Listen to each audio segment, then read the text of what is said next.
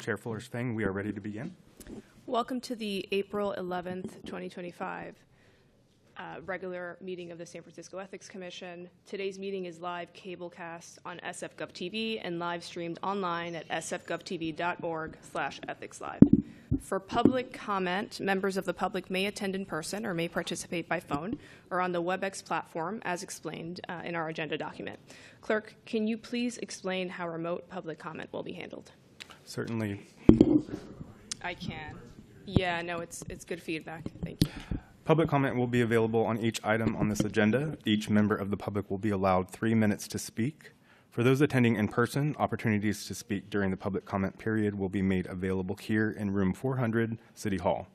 For those attending remotely, the public comment period can be provided via phone call by calling 1-415-655-0001 with access code 2664-557-8078, followed by the pound sign, and then again press pound to join as an attendee. When your item of interest pops up, press *3 to raise your hand to be added to the public comment line. Public comment is available via WebEx client application. Use the WebEx link on the agenda to connect and press the raise hand button to be added to the public comment line.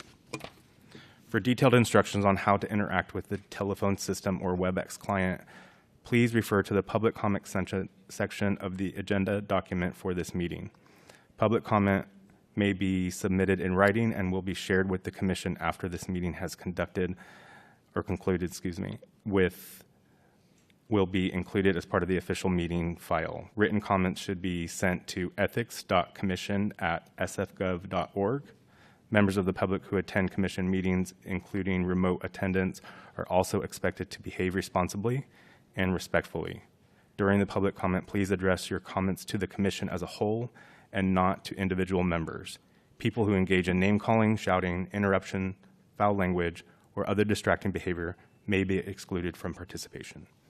Thank you, Clerk. And on that note, I'd just like to flag that while it was very helpful to receive feedback that those in the audience couldn't hear me, moving forward, public comment should be addressed only when we request public comment, and also whomever is in the room should come to the podium to speak. Thank you.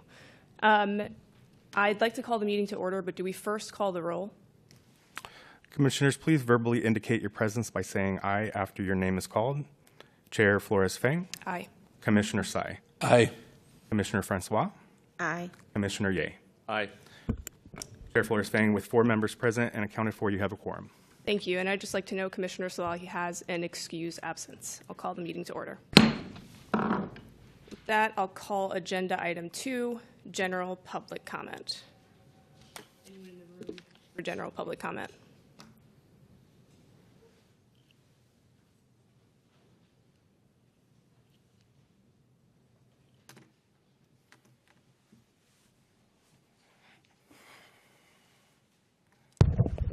Hi, I'm just here to state it's still difficult to hear you. You're not speaking closely into the mic. It would be nice if you could speak into the mic so you can be heard clearly. Hello, Commissioners. We're in a good time right now with Measure E and the streamlining effort. It's a great opportunity to get things realigned and maybe add some functionality that didn't previously exist. I attended a sunshine meeting last week on the 2nd, and the chair there was speaking about a meeting that he had with ethics. And so there was a little bit of back and forth there about some of the things that have been happening. And so I think, again, this is a great time to move forward, especially since both the Ethics Commission and the Sunshine Task Force both have a city attorney presence as well as a mayor presence. Both bodies have a appointee from the mayor's office. So this is a great time. It took me 121 days to get the Sunshine staffer to give me a tentative date to take some issues before the task force. Well, what that also suggests is that if that happens May 7th, then I'll probably come back in June, which will be even longer. There's some problems there. I'm being held up. And if the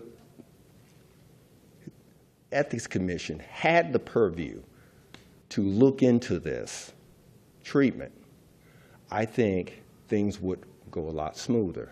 But I believe currently they don't have the purview. Ethics does not have the purview to look into the treatment that I've been receiving with my sunshine requests.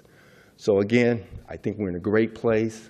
I really encourage or urge the commission to speak with the city attorney's office to see if there's possibly a way for us to get together, possibly even have a training where we have sunshine and we have ethics, and bring them together to see what could be added that would be useful for the public when they're trying to get their issues through Sunshine Task Force based on records requests that may not have been fully adhered to, or the ordinance was not fully adhered to, or staff, just being generally not helpful, okay? Just being not helpful. 121 days to get a tentative meeting to go before the task force seems to be a little excessive, especially when I don't live here. I'm here just to try to deal with this.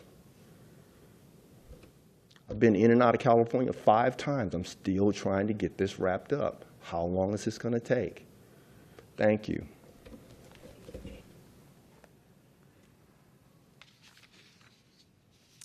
Seeing no more members in the audience, is there anybody in the queue?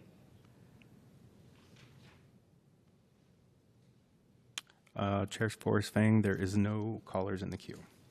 Thank you. Hearing no further members of the public wishing to speak, general public comment under item 2 is now closed.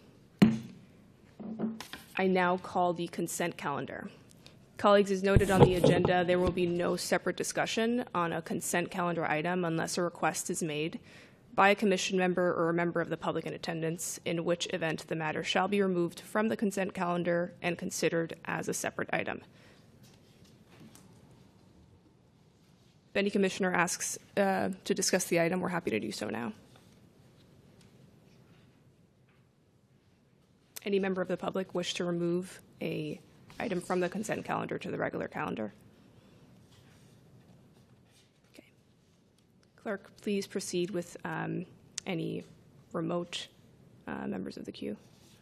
Chair Forrest Fang, we're checking to see if there's callers in the queue. Thank you.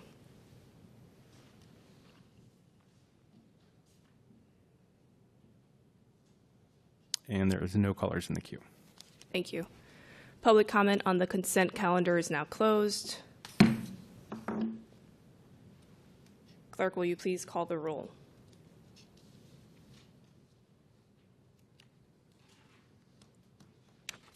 To accept the consent calendar. On the motion to adopt the consent calendar, Chair Forrest Fang. We have to move to adopt it. Okay. I move to adopt the consent calendar. Does anybody second? I second that. Clerk, on the motion to adopt the consent calendar, Chair Forrest Fang. Aye. Commissioner Tsai. Aye. Commissioner Francois. Aye. Commissioner Ye. Aye.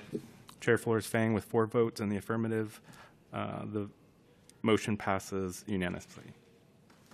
Great. I now call agenda item 6, discussion and possible action regarding proposed stipulation, decision and order in the matter of open the Great Highway. I'd like to request that the director, thank you, come to speak. Whomever is assigned to speak today on this matter, please go ahead. Thank you, Chair Flores Fang. Good morning, Commissioners. My name is Eric Willett. I'm a senior investigator with the Ethics Commission.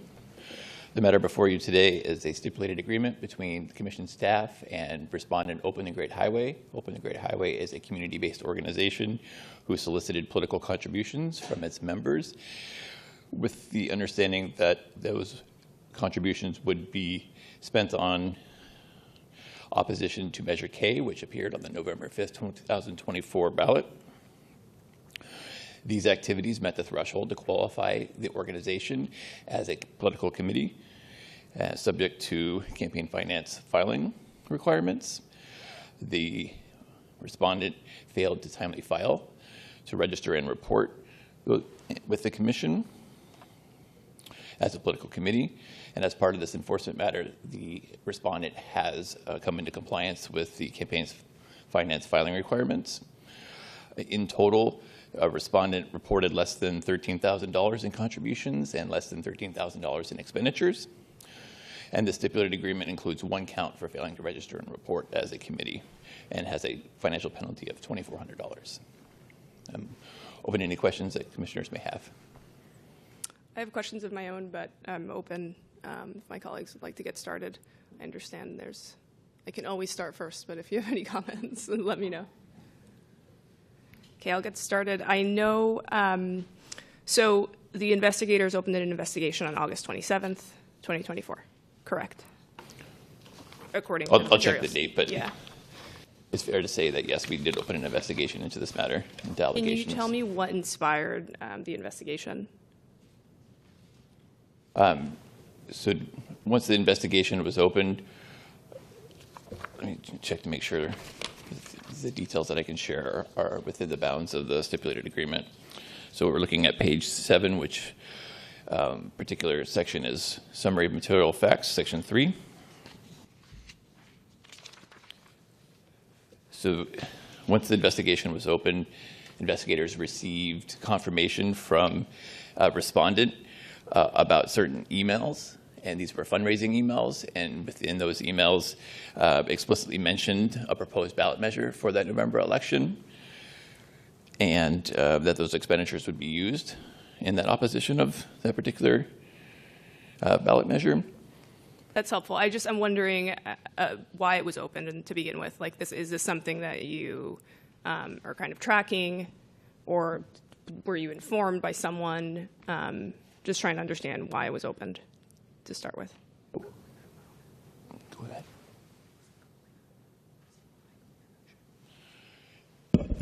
Thank you, Director Matthews. I can confirm that this was a complaint received from a member of the community.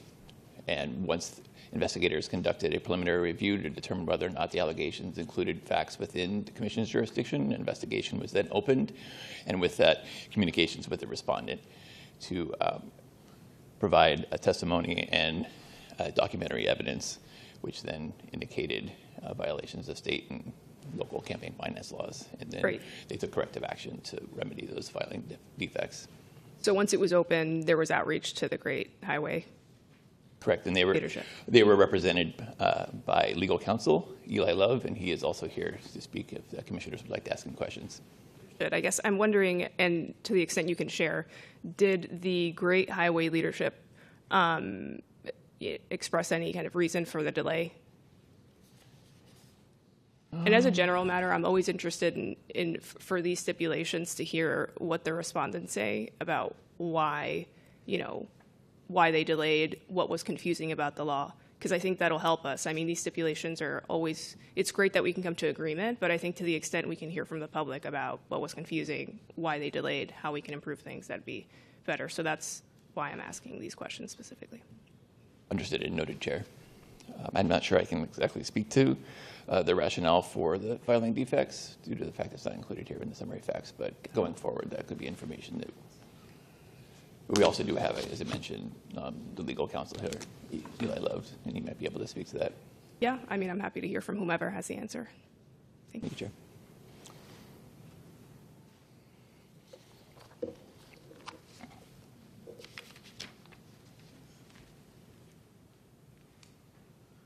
Hey, good morning, commissioners. So as far as timing, so this group had sort of been in existence in some capacity for a few years as sort of a true sort of neighborhood community-based organization. And I think the context is sort of important here. Prop K was put on the ballot right at the last minute.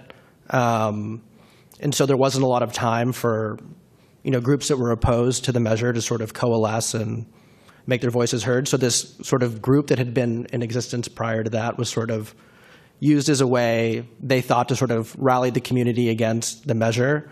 these weren't, experienced political.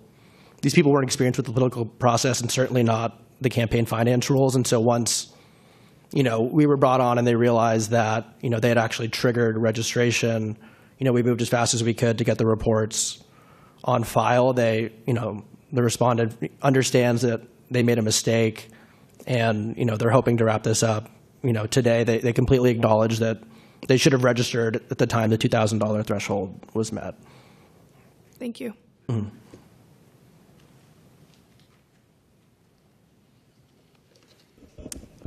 No further questions from me. I think, given the context, the penalty seems reasonable. Thank you, Chair. Do I hear a motion to, public comment? Should we move or go to public comment? In the past, we've moved and then gone to public comment, but.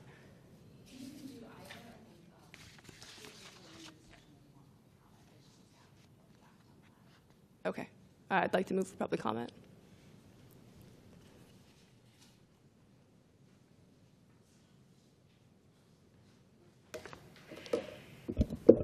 Good morning, Commissioners. My name is Leanne Chang, and I'm the campaign manager for the Stop the Recall Stand with Joel campaign. I want to thank the Commission for its investigation, finding that the Open the Great Highway campaign under Mr. Vin Budai failed to register and report as a political committee in a timely fashion. So I urge you to issue the fine as in the proposed stipulation. I wanted to mention that Mr. Budai is not completely inexperienced. He ran the Prop I campaign in 2022, which had $800,000 in funding to make JFK and the Great Highway both closed to cars 24/7. And he's also the founder of a nonprofit, Livable SF, that has recently filed a CEQA lawsuit in a last-ditch effort to close the new park and turn it back into the Great Highway. A complaint has also been filed in February against the Our Neighborhood, Our Future Supporting the Recall of Supervisor Engardio campaign. And this campaign is also led by Mr. Budai and fueled by the same supporters as part of the same effort protesting against the passage of Prop K in the hopes of building momentum to reverse it. And this new complaint contains 3 items. First, that the required filing was late. Second, that the printed materials did not include the requested financial disclosure, similar to the complaint under investigation today. And third, that many expenses were not reported. Since the filing of that complaint, the Recall Committee has filed 7 amendments disclosing previously omitted expenses, suggesting that the complaint was on point on that, was on target on that point. The alleged violations in this complaint go back to January of this year, when the campaign was preparing to circulate its petitions to go on the ballot, and now only 1/3 of the signature gathering time period remains. So it's a critical time for District 4 voters to have transparency on the recall campaign's finances and activities, as well as any potential violations of campaign law. So in addition to thanking you for the investigation and urging you to issue the fine, I'm also here to ask the Commission to expedite this current investigation. If there is a continued pattern of Mr. Budai and his associates not properly filing the required disclosures, even after being the subject of similar investigations in previous cycles, Sunset voters deserve to know now, while they're still deciding whether to sign the recall petition. Thank you. Thank you.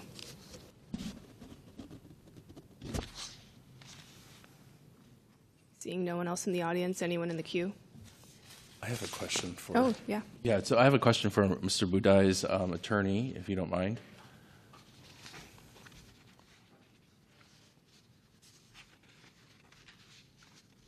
The public comment brought an important issue here. Was Mr. Budai aware of his required reporting So, in this instance?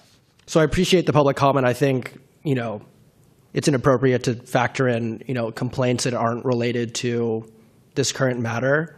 Mr. Budai, obviously he wasn't aware or familiar with the campaign finance reporting rules. If he was, he would have, timely registered the committee, and he acknowledges that that was a mistake that he made. Okay, thank you.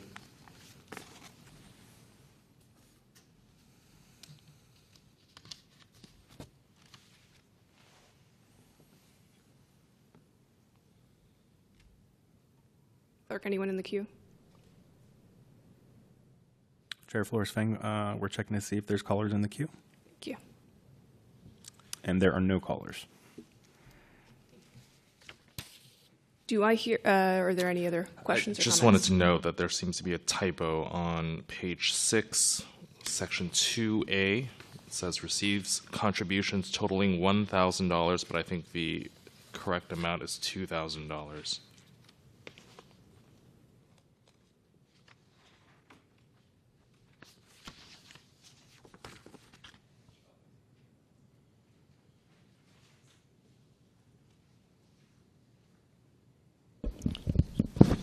Commissioner Ye, yeah, you are correct. There is a typo there.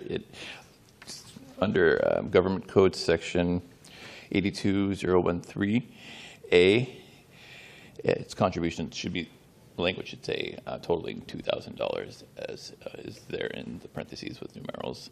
So the language spelling out how many dollars it takes to meet the threshold to require registering and reporting is $2,000. Thank you. Thank you, Commissioner. Do I hear a motion to approve the proposed stipulation in the matter of open the Great Highway? I'll move to approve. Seconded. Clerk, would you please call the roll? On the motion to approve the proposed stipulation and decision on the order in the matter of the open the Great Highway, Chair Flores-Fang, Aye. Commissioner Tsai, Aye. Commissioner Francois, Aye. and Commissioner Ye. Aye. Chair Flores-Fang, with 4 votes in the affirmative, the motion passes unanimously. Thank you. Public comment on item 6, and the item in general is now closed. I now call agenda item 7, discussion and possible action regarding proposed stipulation, decision, and order in the matter of Mark Kelleher. Chair Flores-Fang, Commissioners. My name again for the record is Eric Willett, Senior Investigator with the Commission. Matter before you is a stipulated settlement agreement between Commission staff and respondent Mark Kelleher. Mark Kelleher assumed office as a Commissioner of the Human Rights Commission in December of 2010. Respondent Kelleher failed to complete the 2022, 2023, and 2024 annual ethics and sunshine training requirements that requires the completion of the training courses as well as submission of filings to confirm that the training requirements have been met. Respondent Kelleher received pre-filing notices from the Commission's Engagement and Compliance Division at his email address of record. Those are pre-filing notices for 2022, 23, and 2024, as well as non-filer notices once he had failed to meet the requirements post-deadline. The failure to complete those training requirements disqualifies the Commissioner from participation on any matters appearing before his Commission, those communications from the Engagement and Compliance Division did include language that spoke to the disqualification provision. However, Respondent Kelleher attended at least 24 meetings of the Human Rights Commission while disqualified, during which he participated in matters that involved the approval of grants that totaled approximately $1.78 million. Respondent Kelleher, it is important to note, did not vote on any matters that involved a financial conflict of interest. This matter was resolved under 2 counts for a total financial penalty of $2,500. Available for any questions Commissioners may have. Thank you. Did the respondent claim to not have received the notices by email? He did not. Did not make that claim. He did not make that claim? Correct. Okay. What was the excuse for Mr. Kelleher? Why he didn't file or do the training, that is? No excuses included within the stipulated agreement. They did acknowledge responsibility and corrected the filing defects. Was there any complaint of inability to access the online training? None is included within this exhibit. I was wondering why did it take so long for the Commission to reach out to the respondent? It seemed like the Commission did not reach out to him until October 2024 to flag for him the noncompliance. Commissioner Ye, That is communications from the Enforcement Division. Pre-filing notices and non-filer notices were sent by the Commission's Engagement and Compliance Division before and after each filing deadline within 2022, 2023, and 2024. And it was the enforcement matter that ultimately resulted in the corrective action taken by the respondent. Is there any reason why an enforcement action wasn't taken in 2022? If you may want to direct that to Director Matthews. Good morning, Commissioners. For the record, BC Matthews, Director of Enforcement. There's no particular reason. We conducted a review of the non-filer records, and we identified the non-filing that hadn't happened in the past, and we included it. We tend to do that when we conduct our review. If we find any evidence of violations that fall within our statutes of limitation, we will go back and bring those along with current violations. But Director Ford might also opine on that. Thank you. I'll just add one thing for the record. Pat Ford, Executive Director. The Enforcement Division can't initiate an enforcement matter for every officer and employee that fails to file the form. And one of the factors that we use in deciding which non-filers we will pursue is when it becomes a pattern.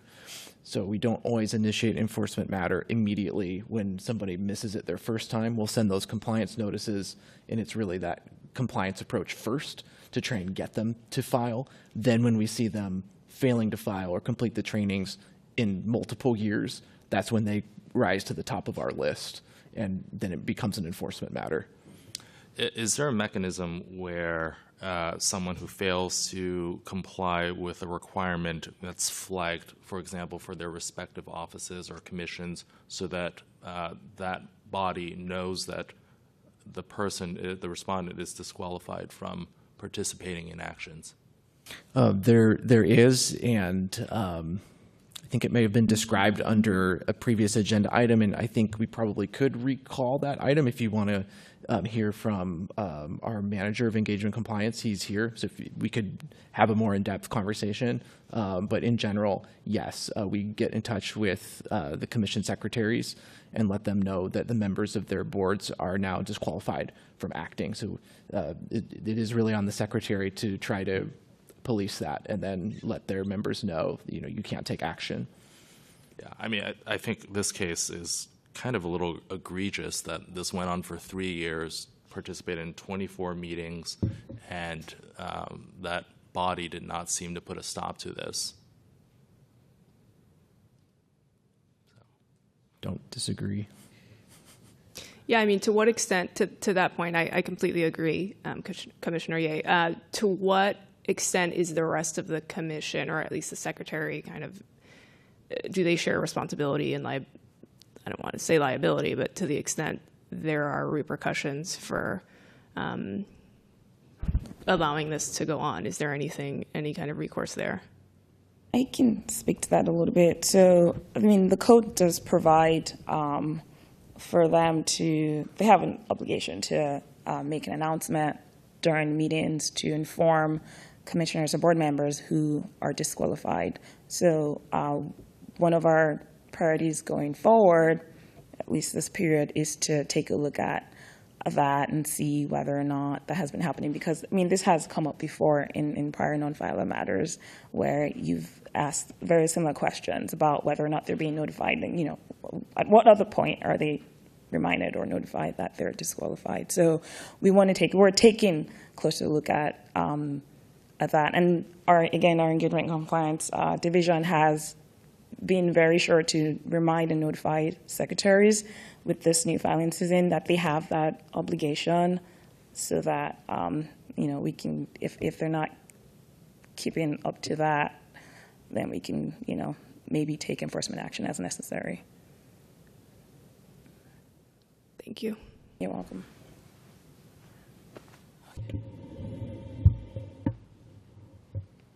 Available for any further questions. I do have a few more questions. I'm curious. This is partly a technical question, but it also goes to sort of the substance of the agreement. So, how does the division decide, for example, that one failure to file a required form is 1 count versus 3 counts. So, for example, in the next matter, I see that there was only a failure to file for 1 year, and that's 1 count. Here, there's seems like there are 3 separate violations, but it's under 1 count. Thank you, Commissioner. I will defer to. Thank you. It's a matter of discretion, Commissioner. Yeah. Well, it doesn't really seem proportional to the offense if someone is going to be fined $500 for failing to file for 1 year, but 3 years is the same fine. So, because this is a settlement agreement, we have that discretion to try to work with respondents to resolve the matter. Usually, if matters don't resolve and we go to full hearing, we would bring all of the violations and break them apart. Again, this is just a matter of discretion to try to resolve the matter via settlement agreement. But I do note your point.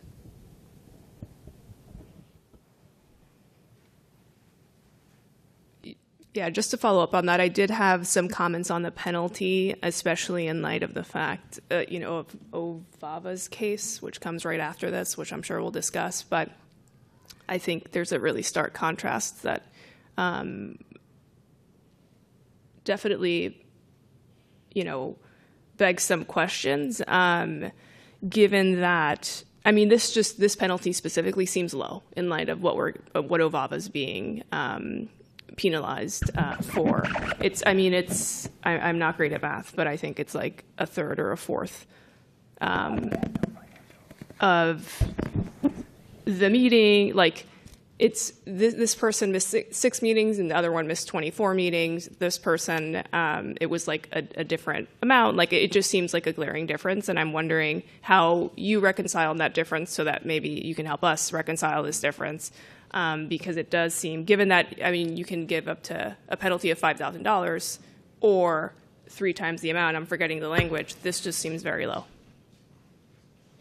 I think it's the comparators that is provided in the stipulation draft is helpful, but I would note the Wadhwani matter, that was 2 meetings and that was a $1,000 fine. There's 24 meetings here. Some of the other matters, there were advisory or ministerial votes. These are votes involving up to $1.7 or $1.8 million in grants. And I would also note, the respondent was appointed as a commissioner in 2010. So this isn't something that he doesn't know about. And I heard earlier there was no claim that he was not receiving the notices. So this seems pretty egregious to me. We're happy to take that back to respondent and renegotiate this, commissioners. I agree that these are very important obligations by respondents, and they should be taken very seriously. And I'm very happy to bring this back and renegotiate. We do deal with these types of matters, and so it's important to understand your position and definitely use that and bring more, hopefully, agreeable penalty recommendations before you. Happy to do that. Thank you. I mean, I think, Commissioner, those are my sentiments exactly, and we can move for a motion after we hear public comment on this, unless the commissioners have any other questions. Do we want to provide any recommendations in terms of penalty then? I think we could do that.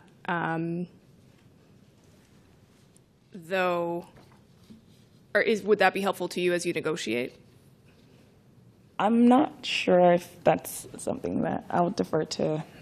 The matter before you is to accept or decline to accept the stipulation. I think that my sense is that the sense of the commission is very helpful in terms of the concerns, but getting into an alternate penalty that isn't important at the outset. Okay. Thank you. Understood. Thank you.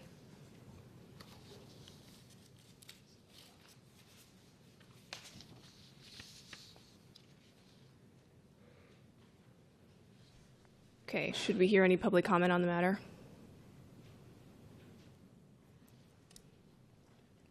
Good morning, Commissioner. Jim Sutton of Rattan and Tucker. I do not represent Commissioner Kelleher or the Commissioner on the other matter, but in the last 24 hours, I've received phone calls, kind of panic phone calls, from 4 other commissioners who have received similar stipulations for inadvertently failing to take an ethics course or the Sunshine Training course. And with all due respect to your comments today, and certainly the importance of ethics training and Sunshine Training, I believe that these fines are pretty heavy-handed. And I think it's important to remember these are volunteer commissioners, as you are. You're volunteering your time. Certainly, the phone calls that I received in the last 24 hours and emails and text messages, these are law-abiding people. They're attorneys, retired people, professionals. They did not have, this is not the people who are flaunting the law, who don't want to comply, who doesn't think it's important, quite the opposite. Some of them, for what it's worth, have just kind of, again, this has been very quick, raised questions about sfgov.org emails versus their other emails. But everyone has said, and I believe it came out in the comments today about this stipulation, the commission secretaries didn't flag this issue for the commissioners. So just to kind of put it right here, let's say that one of you, although I assume you guys all take the ethics training very timely, but let's say you forgot. Let's say you missed the email. Let's say you didn't look at your SFGov email enough. It would be, I think, the obligation of the commission secretary to just remind you. Again, you're volunteers. You have full-time jobs. You have other things to do. And the fines, again, with all due respect, with the fact that they could be larger, $2,500 is a lot of money for a volunteer commissioner who, again, has been on commission for a while but wants to comply with the law. And it's a very important point that was kind of buried in the presentation by enforcement staff. There's no evidence that any of these votes were not taken in the public interest, that they were not, the votes didn't impact their personal financial interest, meaning we have every reason to believe these commissioners were fully aware of their ethical obligations. All it is they, for one reason or another, inadvertently forgot to take the course. The other thing, which I think is important in the phone calls that I've received, is that the way the enforcement staff presents these proposed stipulations is, this is the proposed fine. It's in line with what we've done before. If you don't accept it and you wait, it's going to go up. That's pretty heavy-handed again. So my kind of suggestion to the commissioners today is, given that this clearly is an area that enforcement staff is going to start focusing on, and that it really is basically new, that the fines seem very, very large for volunteer commissioners, I would ask that you just pause this matter. Your time has expired. Thank you. Maybe have a policy discussion about these types of matters before voting. Thank you. Thank you very much.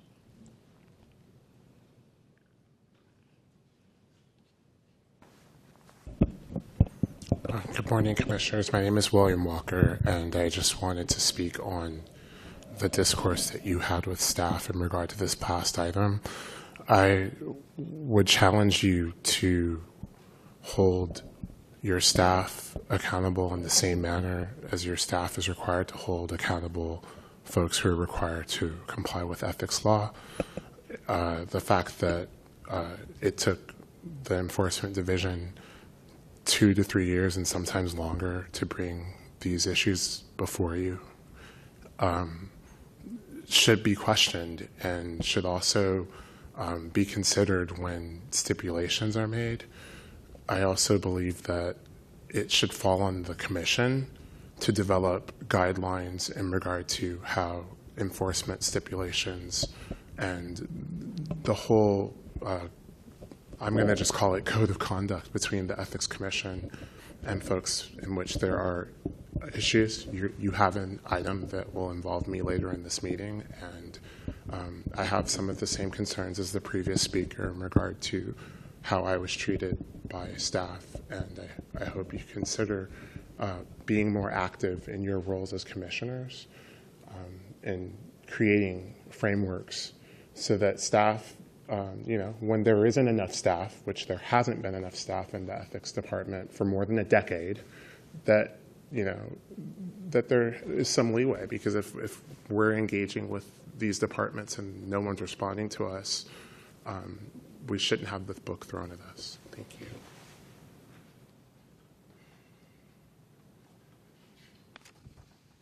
Hello again.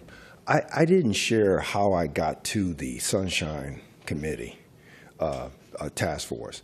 I first came into the ethics office and I asked the question. Sorry, I just want to make sure that this comment is responsive to the item that we just discussed. Piggybacking on what they're saying. Okay, thanks. But so how I got there is I first came into the ethics office and I asked the question. I said, I haven't taken a strong look at the website. What do you guys do? Oh, we mainly focus on financial. Okay. So then I went to the Sunshine Task Force, where I had heard the commissioner, chairman, talking about what he was talking about. Then I came back and I said, hey, you guys gave me a fairly narrow scope of what you cover. Why? Yeah, looking at staff everywhere. Here, everywhere. And so if you think about the downside of not being strong here, I think it's folks all throughout the city, volunteer and staff, sniggling at the whole thing, right? And then a person like me visiting can get caught up in something where I'm dealing with that kind of staff, not giving a clean representation of what you do, not giving a full scope of what you do, right? So it's at the staff level, it's at the volunteer level. Let's take this opportunity. We got the Measure E stuff moving forward. Let's just take the opportunity to strengthen all of this up, tighten it all up, and get it right moving forward. Get it right. I have that 121 days just to get a tentative, but I also have no administrative hearing still. Nothing. They don't want to give it to me. See? So we have a lot to do here. Let's strengthen this up now. We'll find the right volunteers who will abide by it and who will do it and who will meet the obligations. There are people who will do it. They'll do it. We can find the right people. Thank you. Clerk, anyone in the queue? Chair Flores-Fang, we're checking to see if there's caller in the queue who wish to comment on item 7.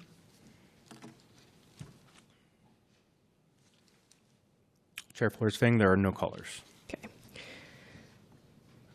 It sounded like we would not be moving to approve the proposed stipulation, but I will just make the motion to approve, and then we can vote yea or nay. Do I hear a motion to approve the proposed stipulation in the matter of Mark Kelleher? Would that be the right framing? Can I say, is there a recommendation on that? If any commissioner would like to make a motion, the motion would be to table for another month. Okay. Is there a motion on this item from any of my commissioners? I would move to table this matter. Seconded. Clerk, please call the roll. On the motion to table the proposed stipulation, decision, and order in the matter of Mark Keller, Chair Flores-Fang, Aye. Commissioner Tsai, Abstain. I think that We can't do that. we cannot abstain unless we all agree Then- to it. Under the Sunshine Act, Yeah. the commissioner can't abstain. Oh, then I'd say nay. Can I say no then? Yeah. Yeah, then I say Yeah. no. Commissioner Francois, Aye. Commissioner Ye, Aye. Chair Flores-Fang, with 3 votes in the affirmative and 1 opposed, the motion passes. Thank you. This item is now closed. I now call agenda item 8, discussion and possible action regarding proposed stipulation, decision, and order in the matter of Ovava Afuhamango. And pardon me if I'm not saying that correctly. If you have a better pronunciation, please let me know. I do not, Chair. In deference toward the respondent, I will refer to her as Ovava. Okay. So, again, my name is Eric Willett, San Francisco Ethics Commission Senior Investigator. And the matter before commissioners today is the stipulated agreement between commission staff and respondent Ovava. She assumed office as a member of the Sheriff's Department Oversight Board in January of 22. She failed to complete the 2024 annual ethics and sunshine training requirements, despite 5 pre-filing notices from the Commission's Engagement and Compliance Division and 2 non-filing notices once that those filing requirements had gone unfulfilled. Again, those communications also included language that spoke to the disqualification principle provision. And however, respondent attended at least 6 meetings of the Sheriff's Department Oversight Board and voted on 12 agenda items. Again, it's important to note that respondent Ovava did not vote on any matters in which she had a financial interest, nor were any of those governmental decisions involving any finances. This matter was resolved under 2 counts for a total financial penalty of $1,000. Available for questions from commissioners. Thank you. Any questions from fellow commissioners? I also have no questions on this one. I thought that the penalty seemed appropriate in light of the precedent and the parallel SARP considerations. So. Thank you, Chair. Thank you very much. Any public comment on this item? Okay, anyone in the queue? Chair Flores-Fang, we're checking to see if there's callers in the queue who want to comment on item 8. And Chair Flores-Fang, there are no callers. Okay, do I hear a motion to approve the recommendation on this stipulation? Or to adopt it, pardon me. So moved. Second. Clerk, please call the roll. On the motion to adopt the proposed stipulation regarding Abuba, Chair Flores-Fang, Aye. Commissioner Tsai, Aye. Commissioner Francois, Aye. and Commissioner Ye. Aye. Chair Flores-Fang, with 4 votes in the affirmative, the motion passes unanimously. Thank you. Item 8 is now closed. I now call agenda item 9, discussion and possible action regarding preliminary matters in the matter of William Walker in SFEC case number 2223507.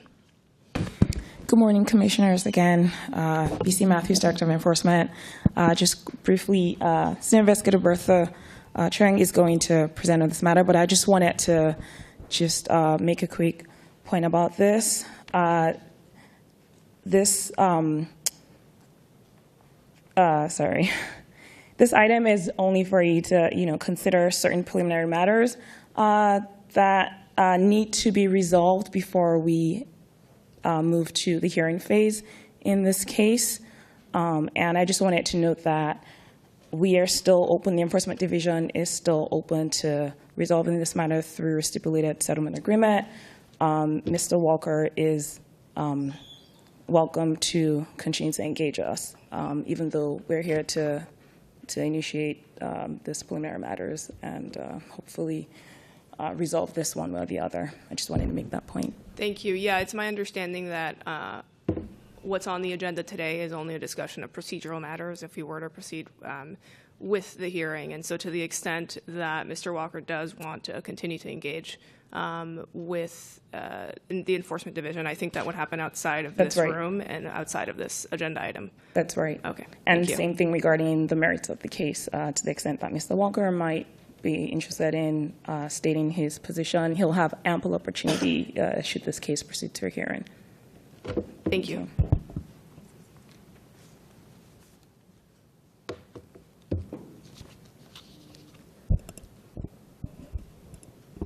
So, good morning, Chair Flores-Fang, Commissioners. For the record, my name is Bertha Chang, Senior Investigator and Legal Analyst of the Enforcement Division. So, as you're aware, I'm presenting Agenda Item 9, which relates to the discussion and possible action regarding the preliminary matters concerning in the matter of William Walker. So as you may know, Commissioners, in last Commission meeting, I have provided the Commission with an overview of the probable cause and administrative hearing process, as the Enforcement Division is now advancing this case to the administrative enforcement hearing phase. And this phase will require this Commission's engagement and action. So as the Commission has received from us the copies of the memorandum prior to this meeting, I will not go through everything in every detail, but I do want to flag a few points for your attention and consideration. So for what it's worth, I think it's important for us to let the Commission know that our staff has notified Mr. William Walker, whom I will refer to as respondent from now, that this agenda item would be published to our website and will be presented in today's meeting. And the respondent has also been notified as to the options he could provide. He could state his preferences in relation to all these preliminary matters that I'm going to present to the Commission. So as Director of Enforcement has mentioned it upfront, this agenda item is only to cover preliminary procedural matters. We will have ample opportunities to discuss on the merits of the case as we move along to the actual hearing. And again, we remain open to settle with Mr. Walker for this matter. So as to the summary of this case, Commission, you may be aware that the present case contains a total of 6 violations. So the first 5 relates to the respondent's failure to comply with the necessary requirements pertaining to committee formation and reporting. The 6th count relates to the respondent's failure to furnish documents and information to the Commission as required by law. So from the last presentation, Commission, you may recall that the Commission itself becomes involved in the probable cause process when it has ratified the probable cause determination made by our Executive Director. So for the purpose of this case, on March 5th, 2025, the Commission ratified the Executive Director's probable cause determination against the respondent on all these 6 counts. And because probable cause has been ratified in this case, we may advance this case to an administrative hearing. However, before a public hearing may take place, the Commission must resolve certain preliminary matters concerning the hearing. So in the memo, we have set out a total of 6 preliminary matters for the Commission's consideration and to vote on. So I'll briefly summarize that, and I will also emphasize those options that we have adopted back in the last concluded hearing in the matter of Paul Allen Taylor. So the first action item requires the Commission to decide who will preside over the preliminary matters. So while the Commission has 3 options over this decision, the Enforcement Division recommends that the Commission assigns an individual member of the Commission as an assigned commissioner to hear and decide preliminary matters. This was also adopted in the matter of Paul Allen Taylor. The Commission can only appoint an individual to preside over preliminary matters by a majority vote of the full Commission. The second action item requires the Commission to vote to set the deadline for parties to submit motions to whoever is presiding over the preliminary matters. For reasons we have explained fully in the memorandum, the Enforcement Division recommends that the Commission adopts a time frame that allows a request for resolution of preliminary matters to be made at least 30 calendar days from the date when the Commission votes on how to proceed with the preliminary matters. The response is then due 15 calendar days after the motion is submitted, and the reply is due 10 calendar days after the response is submitted.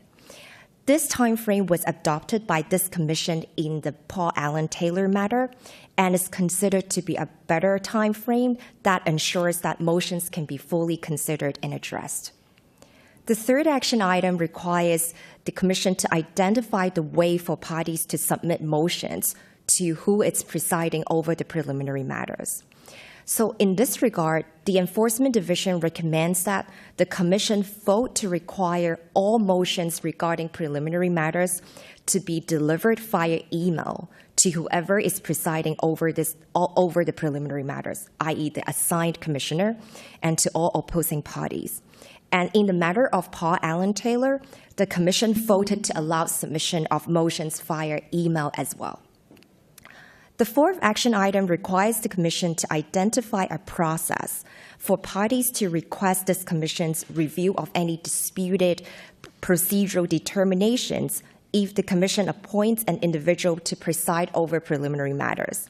So in doing so, the Enforcement Division recommends a process that mirrors the process for reviewing the executive director's recommended finding of probable cause. The fifth action item requires this commission to decide on who will preside on the hearing on the merits. So the commission may make this delegation at the time it appoints an assigned commissioner for preliminary matters or at any other point before hearing on the merits commences. If it does not delegate this authority, the entire commission will preside over the hearing on the merits as an entire body. So in the matter of Paul Allen Taylor, the entire commission presided over the matter as a whole body as well. As to the last action item on the memorandum, it requires the commission to determine the process of issuing the commission's final findings, penalties, and orders at the conclusion of the hearing on the merits. So the enforcement regulations only require a submission of a report if one commissioner is assigned to preside over the hearing on the merits. If the entire commission presides over the hearing on the merits, there is no requirement to issue such a report. So the Enforcement Division recommends that if the entire commission presides over the hearing as a full body, the enforcement director shall submit a proposed order along with a hearing brief. At the conclusion of the hearing, the commission may then deliberate on the proposed order and amend the proposed order as necessary following the commissioner's decision on each count presented, after which the commission may then adopt the final order as to form with a vote of at least 3 commissioners. And last but not least, it is important for us to note that there is no procedural timeline under the Enforcement Hearing Guidebook or the enforcement regulations for the commission to vote on the action items which I have described. The commission may vote on these items in the present meeting or may table them for the next regularly scheduled meeting. However, once a determination has been made by this commission with respect to all these preliminary matters, all parties shall abide by the commissioner's decision on these matters, including the relevant process and the corresponding deadlines. So this concludes my report on this agenda item, and I'm very happy to address any questions. Thank you. Very helpful. Thank you. Do my fellow commissioners have any questions or comments? I will just say that at the outset, I'm inclined to accept the division's recommendation on process. I was here for the last hearing, and I thought that it worked very well. And so I'm happy for us to walk through each item and kind of discuss where our thoughts might deviate from the prior process, and also vote on whomever might preside. But those are my comments at the outset. I welcome comments from the commissioners. Well, I share your sentiments, Chairperson. Just one technical question. With regard to the motion timing, I agree that the 30-15-10 seems more reasonable. I did see that it says that the 15-10-7 timeframe is provided by regulations, and I was wondering, can we override, so to speak, the regulations just by adopting your recommendations here? So, Commissioner, as far as I'm aware from what is provided in the Enforcement Hearing Guidebook, there are actually a few options. One of them, as you have rightly pointed out, is what has been provided in the enforcement regulations, which is the 15, calendar days, and then it's followed by the 10 calendar days and the 7 calendar days with all the rebuttal and the response. But besides that, there are also other options. One of the other options is what I've provided, which is that we can actually, the commission may actually vote on how to proceed on the preliminary matters with regard to the timing. So the 15, the 30, 15, and 10 calendar days are something that has been expressly prescribed under the enforcement hearing guidebook that permits the commission to do so. Thank you. Yeah. Great. Okay. Anything else? I'm happy to walk through each item by item. Okay, thank you very much. I don't know that you don't have to stand for this. We're going to sure. go through, but thank you so very much. Unless you want to, happy to have you there. The commission, we should decide who will preside over the preliminary matters. As Ms. Chung shared, there are several options for this. What we did last time was that there was one commissioner overseeing this process. And so, I'm happy to now set some time for us to vote on who that would be. I do want to note that Commissioner Salahi's not here, but he expressed a willingness to volunteer. And so I did want to kind of raise that. And to the extent we don't want to decide today, or we want to appoint him in his absence and then wait for him to accept the appointment in the next meeting, happy for that to be an option as well. But just wanted to raise that. So accepting any volunteers or thoughts? I think that's fine, because we just have to set the recommendations here. We could point if we want to point the assigned commissioner for the preliminary matters later, we should do that when, especially if Vice Chair Salahi says he wants to do it and he's not here. We should probably wait for him to say that. Great. Okay. Item 2. It sounds like we're all on board with the deadlines, but if there are any deviations, any recommendations on additional time or anything like that? Be good time. Okay, moving on. The third, submission of motions. Also, any thoughts? I guess instead of going through, are there any, do my fellow commissioners have any proposed deviations from what is currently proposed, which is consistent with what we did last time?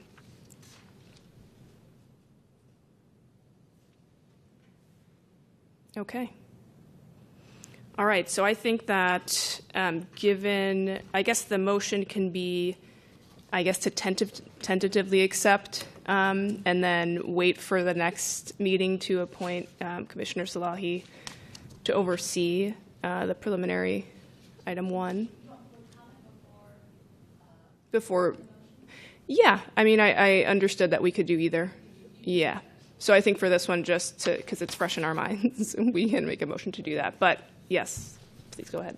Thank you, Commissioners. I just wanted to note that, of course, you may approach this however makes you more comfortable, but I think that you can go ahead and decide to assign Commissioner Salahi today, even in his absence, since he has already informed you that he's interested, so that the proceedings may commence.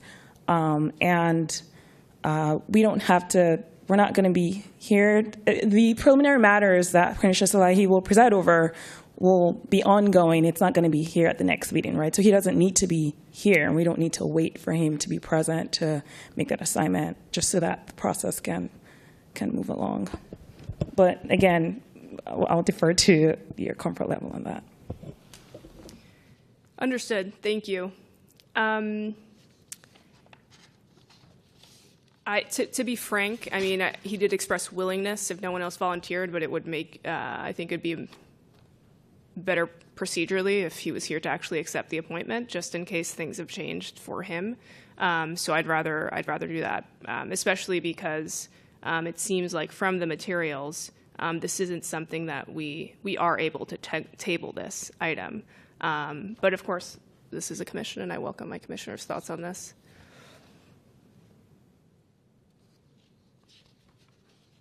But could we move forward with the recommendations and just not appoint the commissioner later, Ms. Matthews? We could do that, right? Yeah.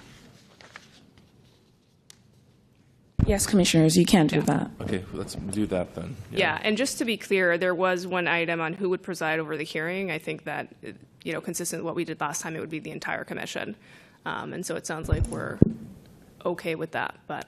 Can I suggest we provisionally appoint him, and if he doesn't accept in the interim, then someone else would be lined up in that way? The staff can, it sounds like you guys want to keep working before the next meeting. If you do that, it sets the clock. So he would have to, before the end of today, let us know, because then from today we'd have 30 days to submit all motions due. So that's the only quirk to it, but it's fine.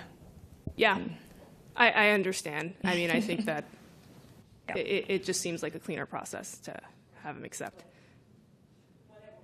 Yeah, I mean, I understand. I think that it would be, I'd rather do it clean on the front end than have a hiccup where he's unable to, and then we have to, I don't know, have a special meeting or something like that. Is that okay? Okay, great. Wonderful. I think we can move to provisionally accept or like table for the next meeting. I think tabling for the next meeting is the motion that we would make, but I welcome your thoughts. You can have a table for the next meeting. You could, the committee could vote to, that it intends to proceed with a single member presiding over preliminary hearing, for that member to be confirmed at the next meeting. If you'd like to do that, if there are other items that you want to vote on today, you can, but many of them, if you're not going to vote on the person today, then you can just wait on all the items until next month. Yeah, I mean, to the extent it's more efficient for the next meeting, we can vote on every other item and just leave outstanding item number 1, the appointment. That way, at the next meeting, that's really the only open item. I think that's right. And that is not, yeah, if you leave item number 1 open, then that will trigger any of the deadlines. Okay, great. Okay. I'll move for public comment. I will not move for public comment. I open the floor for public comment. Thank you.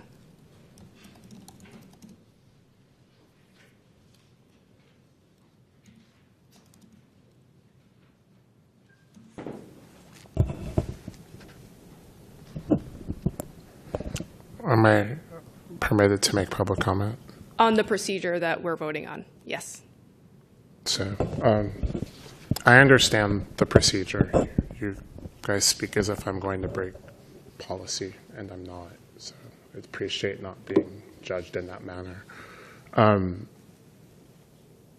Commissioners, I do appreciate that for item number 1 that you're withholding that vote because I'm here today, and the person who I should be interacting with for this process should be here today if you're going to select that person. And I'm not sure why staff is so insistent on pushing forward a process that if it were that important, that person should be here. I was encouraged not to be here today, but I'm here today. I also believe that I don't have a problem with your recommendations for items number 2 and 3 and 4. But I did want to bring forth how, I'm sorry, I may be wrong. Please don't quote me on that. But I would like to bring forth, you're stating that you'd like to do all of your communication by email. And the reason that we're here today is because emails weren't always being reviewed and received, both on the commission staff side and according to them on my side. And so I believe that anything that you're sending by email should be sent by mail as a cross-reference, because I'm being, held accountable, and I'm not saying that there aren't issues, and I'm not saying that you shouldn't be following process, but if it's important enough to be something that could be forwarded as like a criminal charge, then it's important enough for staff to do more than just send an email, and they should be putting something in the mail to make sure that that our messages don't cross paths, and that I have a track record and a paper trail of what's going on. So that's my comment in regard to procedure. Thank you. Mr. Walker. Thank you. Are you going to be okay with sending mail as well then to as to your motions and stuff like that? I'm happy to do mail as well. I'm just saying to limit this communication by email on the commission side, you have staff that has access to postage and a budget. There's no reason that I should be held to this standard of, like, if I miss an email, like, now I'm in front of I didn't get that. I'm sorry, I'm in front of jury executioner, and I'm mixing up the metaphor, but yeah, I'm happy. But if you're saying that because I'm asking that the commission send something in courtesy by mail because I don't always receive their emails, and you're going to hold me to that same standard, I guess I'll have to pay to mail things to the commission as well. Understood. And just on that point, generally, I think it's okay if you don't stand here. I want to point out that we're talking about reciprocal processes. So it isn't that it would be a punitive measure to say, well, if we mail, the commission has to mail too. It's more about just ensuring a reciprocal process that all parties can agree to. So it wouldn't be punitive. And happy to yes, please go ahead. I wanted to add to that note. My name's Ovava. I was trying to call in for the previous topic, but it wasn't showing that I raised my hand on phone, so this is why I'm coming in person. But to that end, as the previous speakers had spoken to earlier, it really helps to have additional stopgaps, not just email communication, but like calling the secretary of the board, making sure the VP and the president are looped in, because that's going to help raise the flag, because we're taking time off of our day jobs or whatever we have to do just to help volunteer for this board.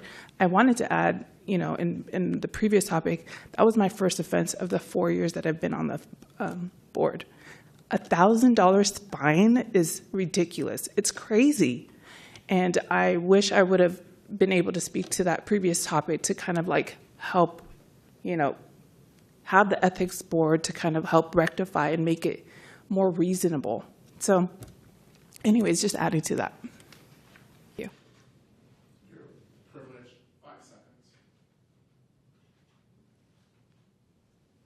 I didn't agree to the stipulation because I didn't think it was a fair stipulation, and that's why we're here. And if I felt that the enforcement division were treating me fairly, you would have had a stipulation agreement rather than what's before you.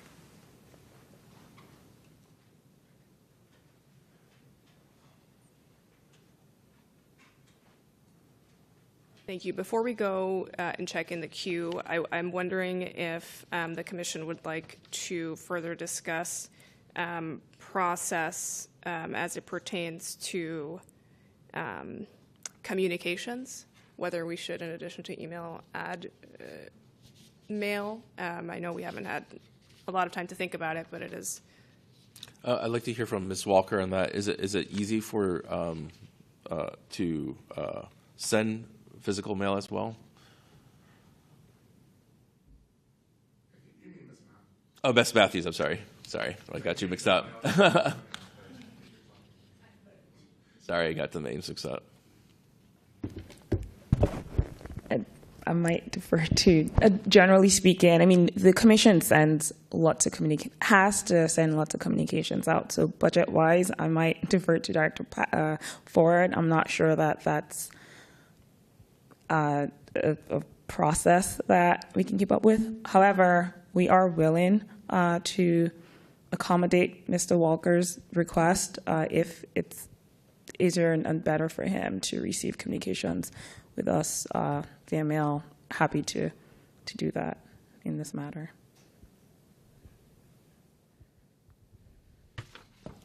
Okay. That's helpful. But I would like to have a clear understanding of how he plans to communicate with us. I think we should make sure that all of that is clear, going forward, before we proceed, just so everybody has a clear understanding of what's expected. Well, what we're voting on today is a reciprocal process. We're establishing process by, and that's the process that all the parties would have to follow. Right. And so it would be clear by the end of this meeting, if that's what we vote on. Thank you.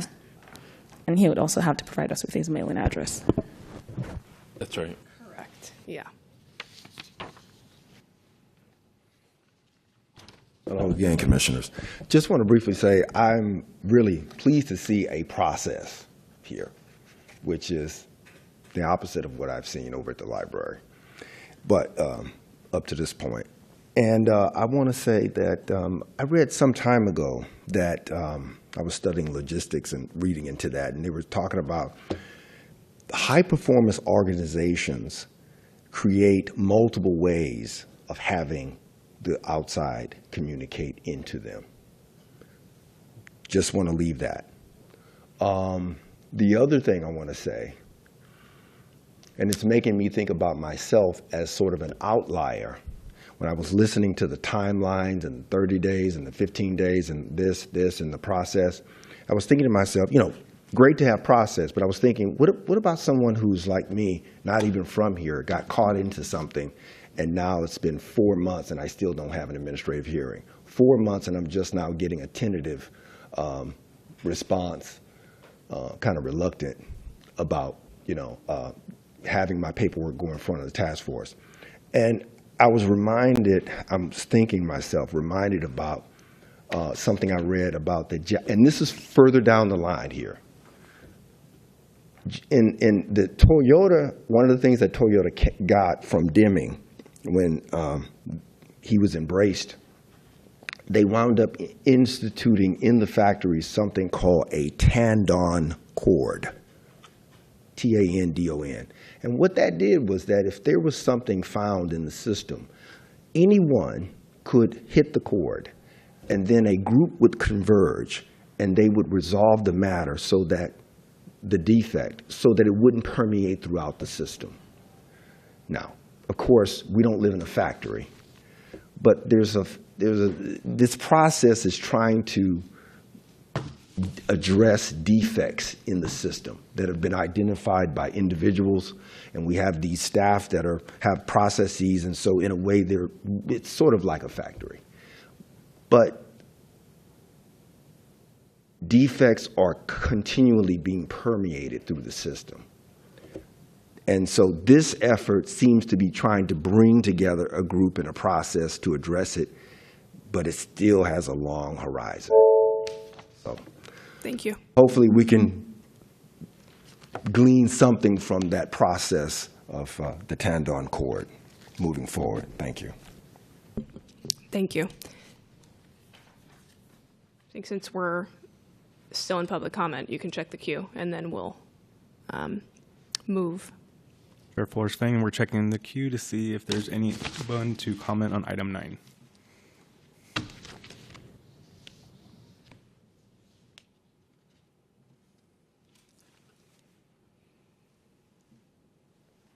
Chair Floresvang, there are no callers. Okay, thank you. I think that I'm wondering if you want to revise our motion for item number 3 to also include reciprocal communications by mail of anything that we also send by email. So I guess one thing I want to clarify is,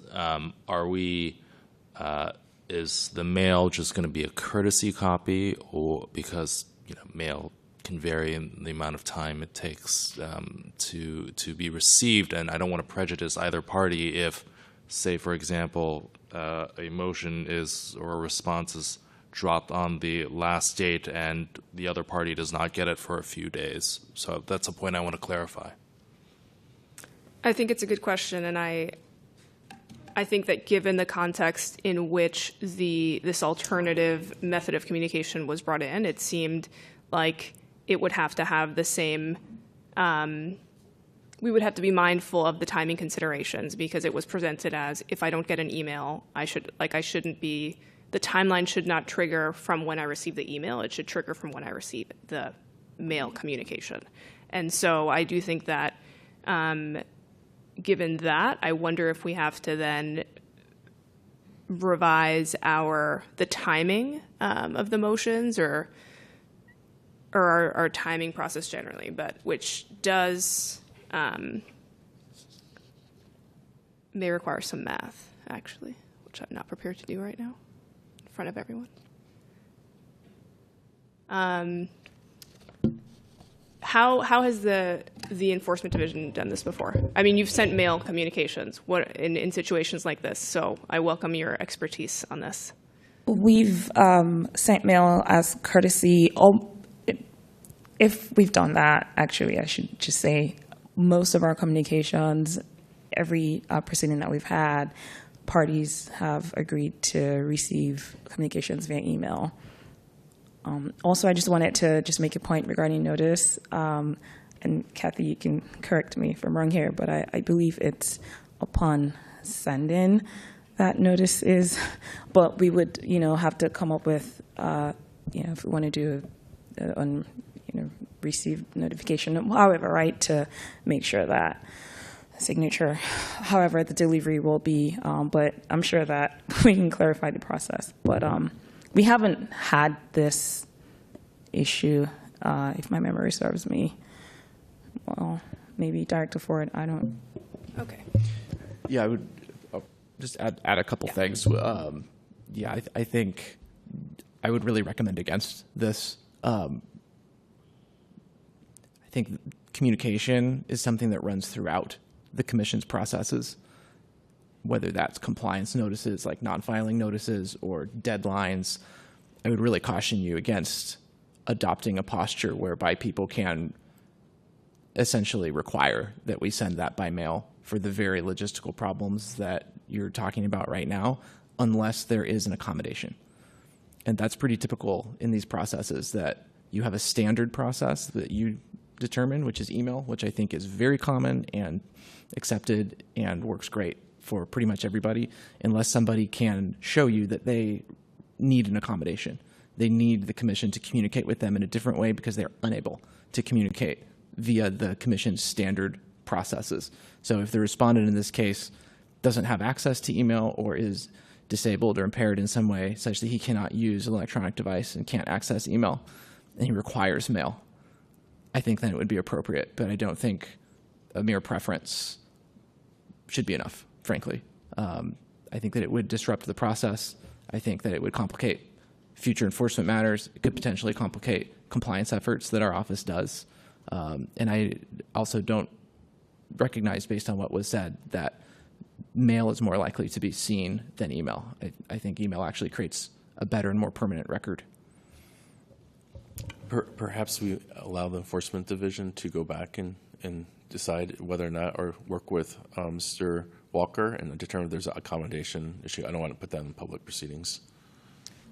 I would be in favor of that, and so I think this is an item that we could also table for the next. Also, Mr. Walker's here and can maybe address that if he wants to make that request, because you have to decide that. Mm-hmm. But I'd rather it be private rather than in a public forum if he has accommodation needs, right? Noted. That seems, I'm agreeable to that, but I do acknowledge the fact that we are the ones who do have to decide on process. So to the extent that, accommodation requests is made, the details of which will not be public, as long as the accommodation request is satisfactory. That's something that I think can be presented to us at the next meeting, and then that'll inform our decision on this item. This item being item 3, specifically about process and how to exchange communications and motions.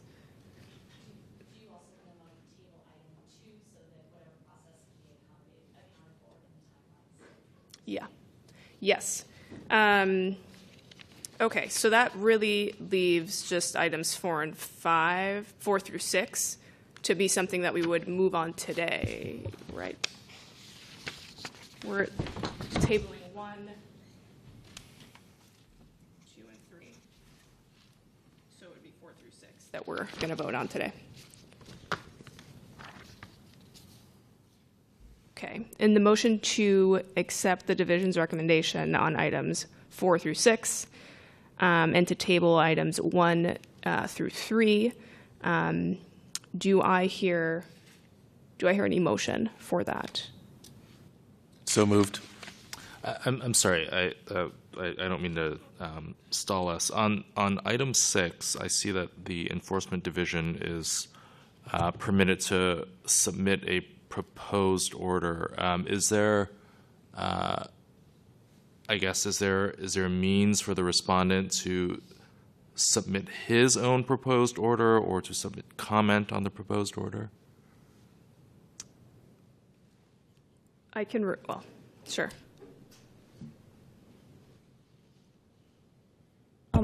The respondent will have the opportunity to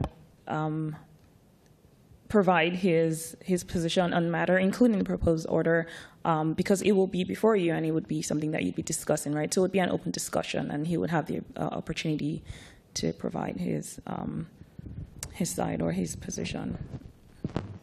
But our recommendation here is that we will do the drafting of the proposed order and submit that along with our hearing brief. Yeah, that's correct. I was just going to comment on the experience that I had last time, which is that we drafted it and then discussed it and agreed and voted on each item the day of the meeting. Please go ahead. Sure, I was just going to note that the memo does not include a recommendation on item 5. It just recommends that the commission determine who will preside over it, and also on item 6, it's a conditional recommendation. So I think if you're going to vote on those 2 items, you're going to need to be a little more specific. Okay, understood. Yeah, I was. My recommendation was to align with what we did in the Paul Walker hearing, which may have confused with the recommendation. But if the general recommendation is to align with what we did in the last process, that is something that I move to accept. But we can be more specific as to what exactly happened in the last hearing for each of those items. So for item number 5, at the last hearing, we had the entire commission presided over the hearing. And for item number 6, the chair and the vice chair drafted the findings of facts and conclusions of law with the understanding that we can't have several commissioners working on the same document given the law, the Brown Act and the Sunshine Ordinance. And I think if you want to move that the commission as a whole preside over the hearing on the merits, and then, given that, adopt the recommendation of the Enforcement Division at the end of item 6 in light of that. yes, yes. Paul Taylor, thank you. Pardon me. Okay. To be clear, we will move to table items 1 through 3.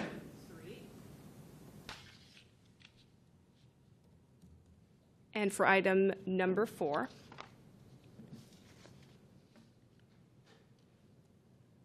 we move to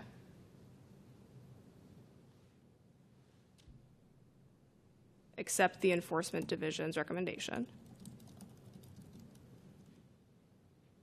For item 5, we will have the entire commission presiding over the hearing. And item 6, we align with the previous process and also adopt the recommendation.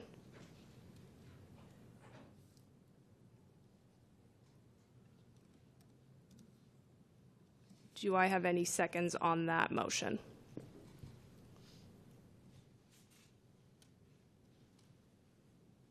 Second. Can you please call the roll? On the motion to table 1 through 3, accept number 4 recommendation from the enforcement team, number 5, the entire commission to preside over this case, and number 6, to align with the previous case, correct? Correct. And what I mean is that we will have the person who's presiding over the preliminary hearing drafting, and then another commissioner. And I'm happy to volunteer for that now for the sake of clarity to assist the vice chair. So it can be the chair and the vice chair, which is how it was at the last hearing. Regarding preliminary hearing or preliminary matters in the matter of William Walker and SFEC case number 223-507. Chair Flores-Fang. Aye. Commissioner Tsai. Aye. Commissioner Francois. Aye. And Commissioner Ye. Aye. Chair Flores-Fang with 4 votes in the affirmative, the motion passes unanimously. Thank you. Item 9 is now closed. I now call Agenda Item 10, Presentation on Policy Division Overview and Updates. Mr. Canning, welcome.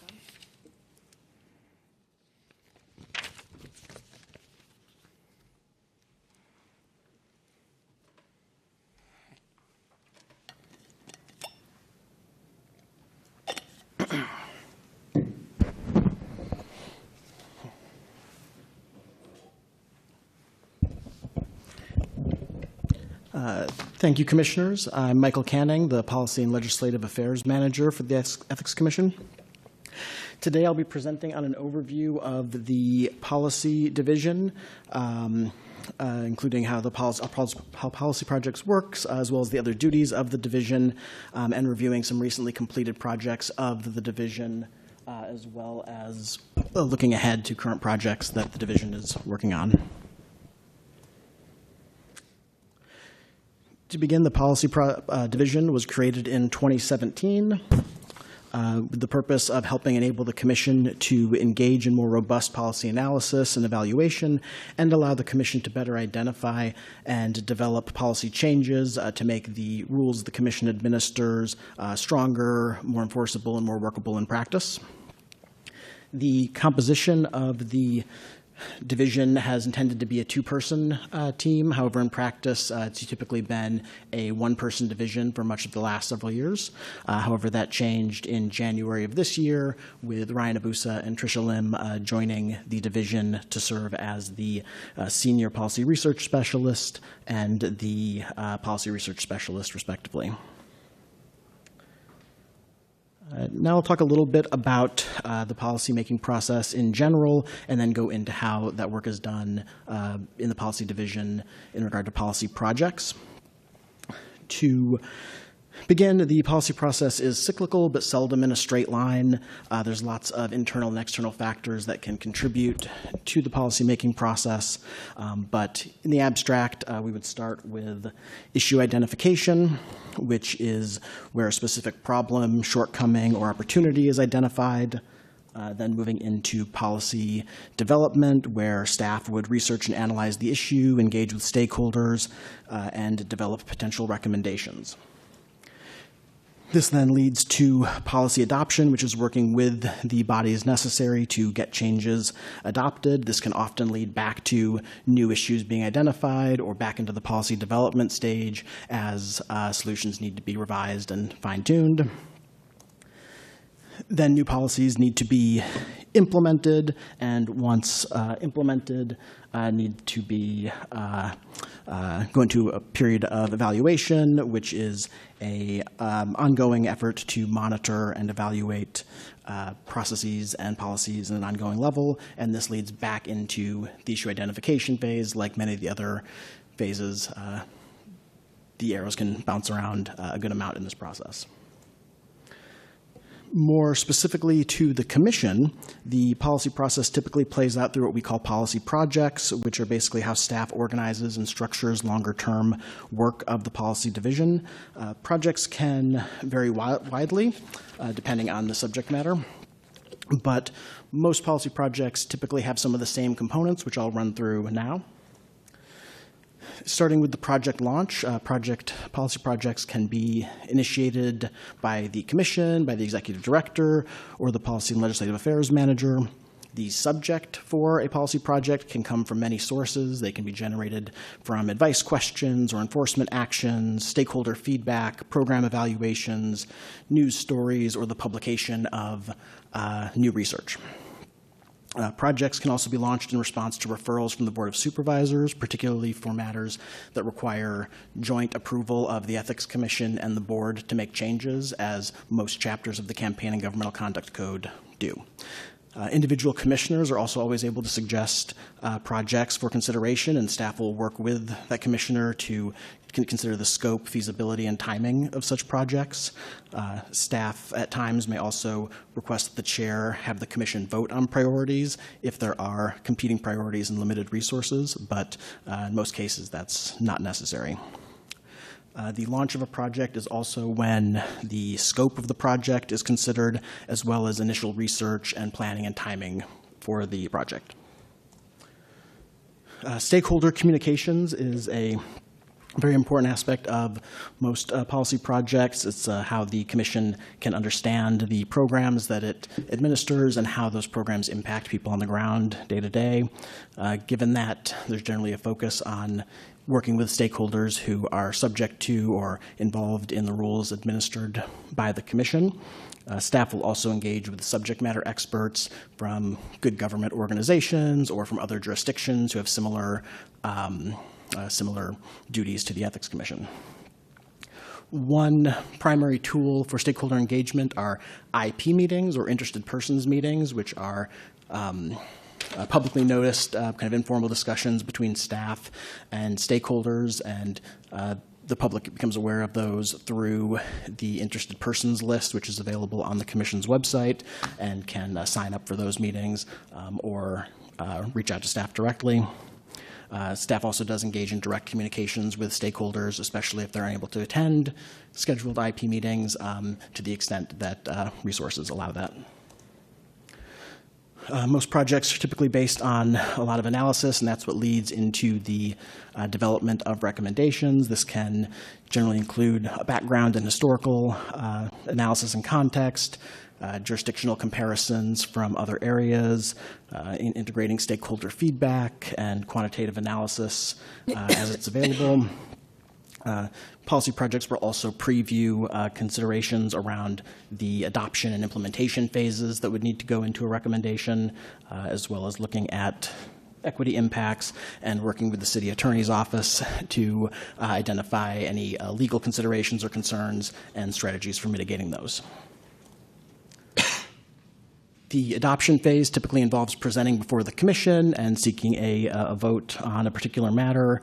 It can also require working with the Board of Supervisors to get legislation through that body as well as certain changes require specific public notices that the Policy Division executes on. If a particular policy change is going to impact the working conditions of city employees, it might be subject to a meet and confer with city bargaining units, which can be required before the Commission can vote.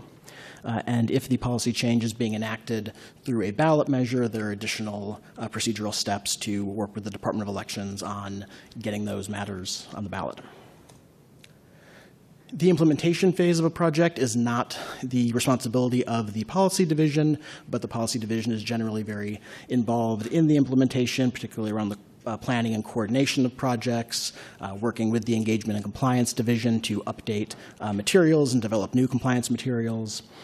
If the policy change has a technology component, the Policy Division will work with EDA to design and test and roll out that new technology component. And if there's additional needs for public communication or stakeholder engagement, the Policy Division would have a hand in that during the implementation phase as well. And for the ongoing evaluation and monitoring, the Policy Division is involved in that as well, which largely involves listening to stakeholders, both internal and external, and looking for areas for improvement for future policy projects and trying to have those lined up for the Commission. Now I'll talk about some other duties of the Policy Division. Supporting the advice program, which is administered by the Engagement and Compliance Division. The Policy Division has a role in helping field those questions and ensure advice is going out properly. The Policy Division also helps interpret the rules administered by the Commission and works to ensure those interpretations are applied consistently across all of the divisions of the Commission. There are certain chapters of the Campaign and Governmental Conduct Code for which the Commission has the authority to grant waivers. When those waivers are requested, the Policy Division works with the person requesting the waiver and prepares a memo for the Commission explaining the relevant information the Commission might use when determining whether or not to grant such a waiver. The Policy Division is also involved in legislative tracking from other jurisdictions at the state level and in the city, legislative affairs and stakeholder engagement, managing code and regulation changes. The Policy and Legislative Affairs Manager also serves as the Commission's media liaison along with the Executive Director. and assist the executive director with different departmental administrative functions as well. I'll now talk about some recent projects that the policy division completed in the last year. Sorry, this mic does not like me.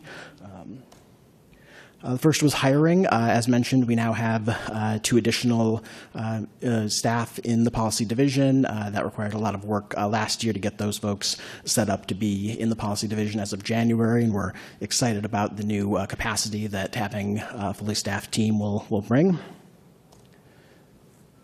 Next is the implementation of Prop D. Prop D was the culmination of probably the largest policy project the Commission has ever undertaken, and was finally placed before voters on March of last year and approved overwhelmingly and implemented and went into effect later last year.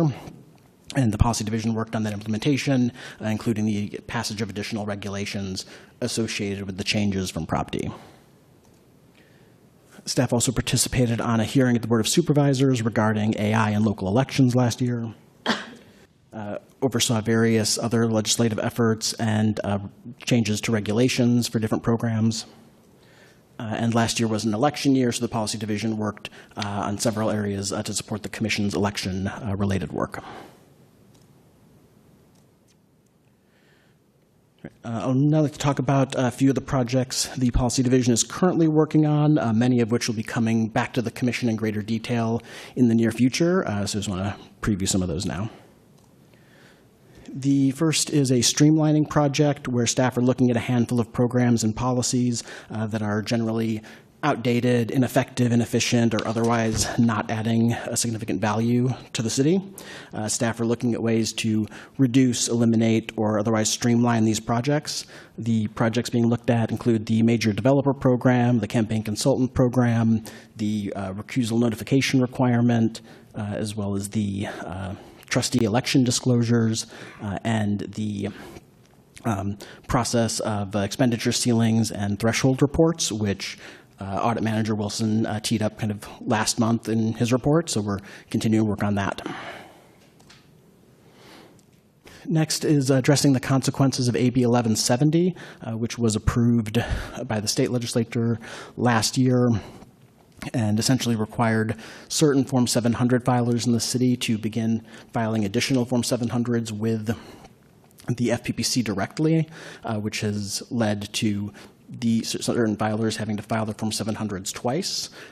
We're working to rectify that in a way that gets rid of the double filing burden while also maintaining the data input necessary for the disclosure system administered by the Ethics Commission to continue to be a robust resource for local transparency. Staff are also discussing a couple of potential projects with the mayor's office, including legislation regarding the city's lobbyist program, as well as campaign finance laws. With the additional capacity brought by having additional staff in the policy division, we're looking at improving some internal processes around how regulations are tracked and presented, improving our stakeholder engagement efforts, as well as making improvements to how we track legislation and track and manage projects overall. And lastly, staff are in conversations with members of the board regarding potential changes to how the waiver process works for the behested payment program, and legislation may be forthcoming on that from the board. With that, thank you, and happy to take any questions. Thank you very much.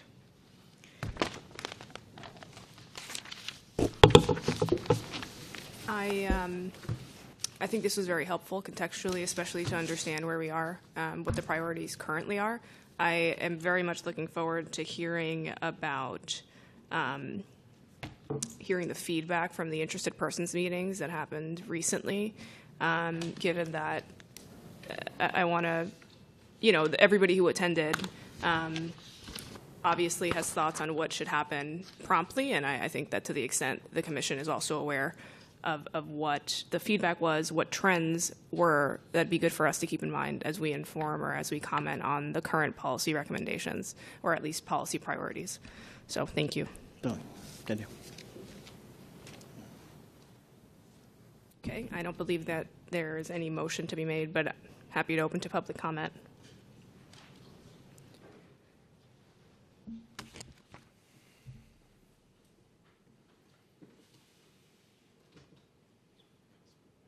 Hi, previous to and following campaigns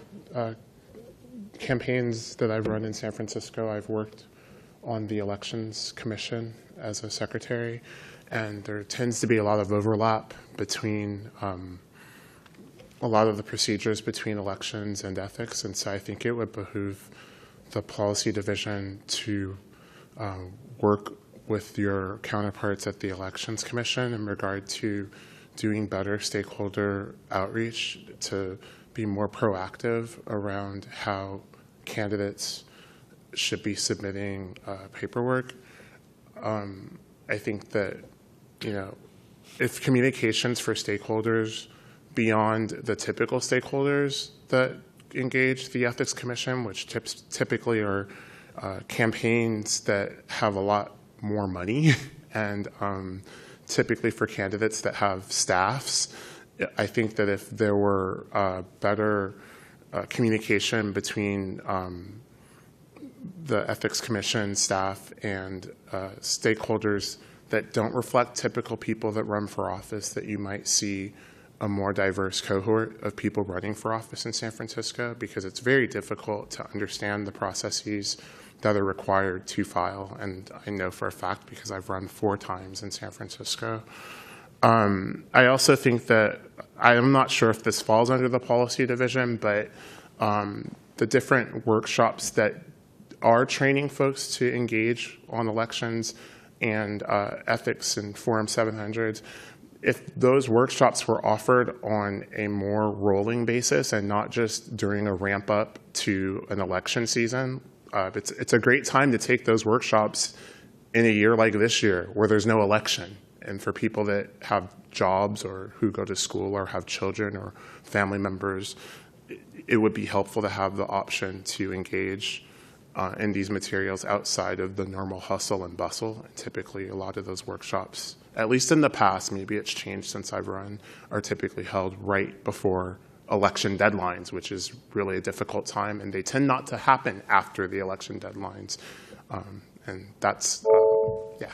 And so, but I do appreciate that there is a policy division. I understand that, the Ethics Commission is pretty unique and was one of the first in the country. So I know that there's a steep learning curve, and I hope that we continue to find ways to be more open to communities that aren't necessarily reflected in this space.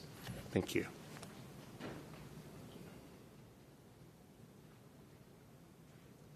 So my experience, again, going back, I initially went into the ethics office and asked the question, what do you guys do? Mostly finance. I got there from 2 people. This is one of them. It's not true. It was a limited scope because you take referrals from Sunshine, and that's what I explained to them. It's a Sunshine issue. Who's going to look into that? See? So all the way blocking, even here. So I have a project, Chair, Commission. Why don't we come up with something where we're ethics getting together with Sunshine, and we're working out the differences. We're smoothing everything out. And we're making things more transparent. I'll stop there. I heard someone say earlier, a 1-man division. Okay, even if it's a 2-man division, that sounds like a think tank, a small think tank. Aside from elections and big money and all that stuff, my interest is in little people who get caught up in something, and there's a commission that you can't talk to, and because they've been told not to say anything. This is even at the Board of Supervisors. I didn't ask a question. I asked for a show of hands, and I was told this is not question and answer. Okay, all right. So Let's try to work through this stuff. Here's another point. Interested persons? Yeah, okay.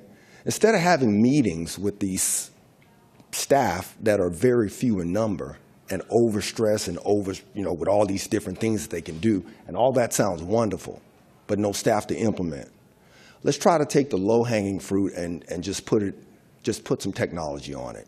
How about a kiosk somewhere? How about just going on a phone and being able to record and upload a little video? Okay, how about something simple like that instead of, for people who can have a meeting, okay, that's fine. But I'd like to upload some things when I was, 2 months ago to you guys, when I was looking at some of the conduct that I was experiencing. How about just a place to do that? No meeting, no staff time initially, and have someone go through and put a little AI and have it pick up some of the keywords, buzzwords that we say, and then group them and then have it go to someone, and they're assigned an officer of the day, and they look and they say, hey, wow, this is happening right now? Wow. Something for us to get on. We're in Silicon Valley. We can make this happen right now. Let's just sprinkle a little technology on some of this low-hanging stuff. There's not enough people. Thank you for your comments. Your time has expired.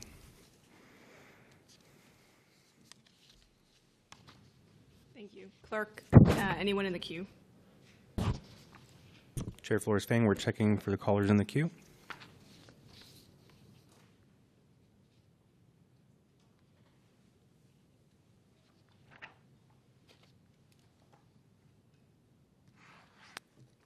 There are no callers in the queue. Thank you.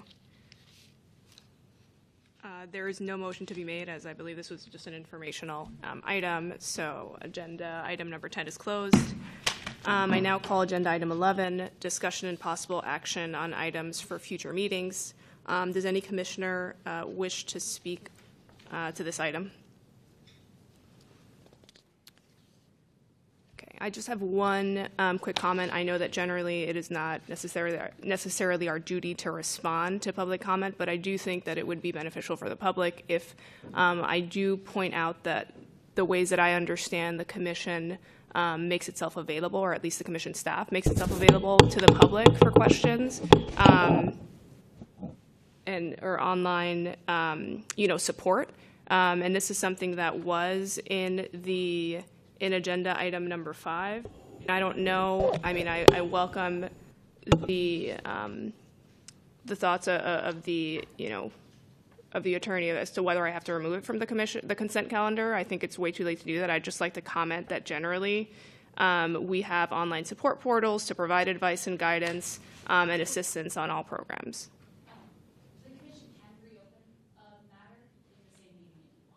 I don't feel the need to because I don't necessarily want to welcome public comment. I don't think we need public comment on this. I think I just am pulling from material that was in the consent calendar, and so to the extent it would be improper to even comment on that, I wanted to be sure it wasn't.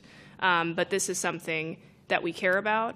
We care about people being able to communicate with us and us communicating with the public, and so I think this past year was one of the first years where we provided, online support to the extent we have. But I welcome the director's comments on this.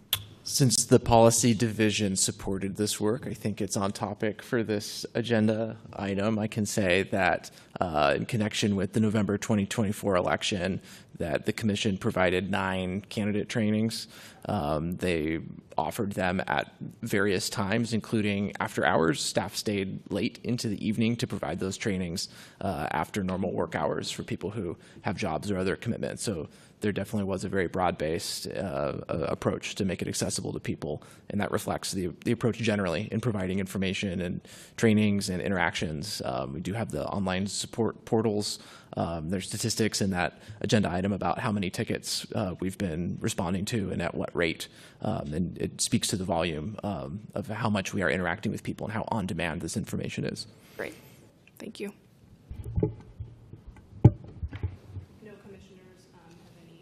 Thoughts on agenda item 11, which are possible action items for future meetings. We can open it up to the floor and those in the queue.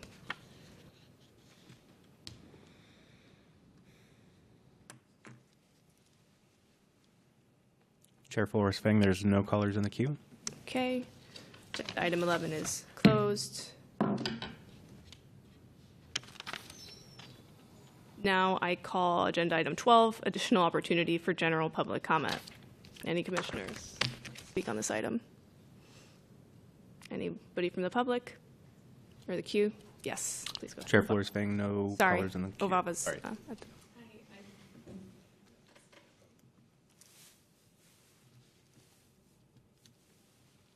Hi. I just wanted to say my piece, which I wasn't able to speak to earlier. I'm an active commissioner on the Sheriff's Oversight Board, and I've been on ever since July 2021 when Supervisor Walton appointed me. Come from the Pacific Islander community. I was born and raised here. I've already spoken to the ethics staff about this at length without any effect. I think it's completely unfair that I was fined $1,000, which should have been a stern warning. I heard the earlier, I forget his name, but he spoke about having they email also the Secretary of Staff. That wasn't notified to my board, certainly because they will text me and let me know. And while I understand these rules are put in place to help keep compliance, I think there has to be a human element to what is fair considering the circumstance, right? This is an annual webinar training. I've taken in previous years. Only last year I missed a deadline, and I didn't even realize there was an egregious fine attached to it. I'm like an average layperson, totally new to, legal jargon, boards, governance laws, and things like that. Also work a 9-to-5, which I spoke about earlier. And so I volunteer 3 hours of my time a month to this board to, on behalf of my community. And I think that it is imperative that we think about creating cost-prohibitive, I think this cost-prohibitive process needs a second look at to help, make it a little bit more fair to the average person. So, yeah, that's the only reason why I came and I showed up, because I just wanted, my hope is that for the decision makers in this room is to help divert this from happening again in case another future commissioner wants to, be part of this board and, figure out if there's another human checkpoint to kind of help. That's my piece. Thank you. Thank you.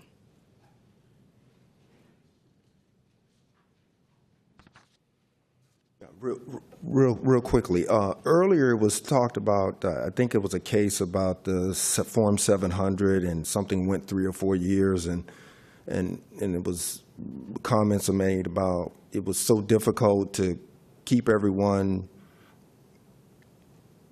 in compliance and all of this. Again, I think the technology can be leveraged here to do a lot of that. And, if it's adding that, if you don't do it about this time and, another ping here, another ping there, and can these be taken online? Can these 700 courses be taken online when someone has the time during a break or whenever? I'm not sure, but let's think about how we can make it so simple, because we can do so much with technology now, right? Why is it that we're not applying that here for some of these low-hanging things like this to even prevent this? Let's just is there a chief technology officer available that the commissions can go to and say, hey, how can we implement something like this? I saw on one page there, they were talking about how March 27th, they sent out emails about the Form 700, and then the directors got emails, and then everyone else. And so let's just use the technology.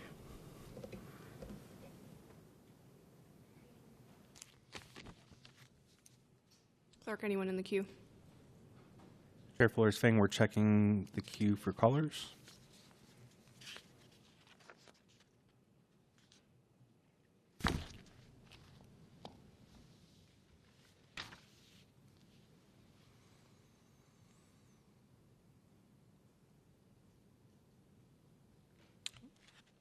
No callers in the queue. Item 12 is now closed. I now call agenda item 13, which, thank you. This concludes today's meeting.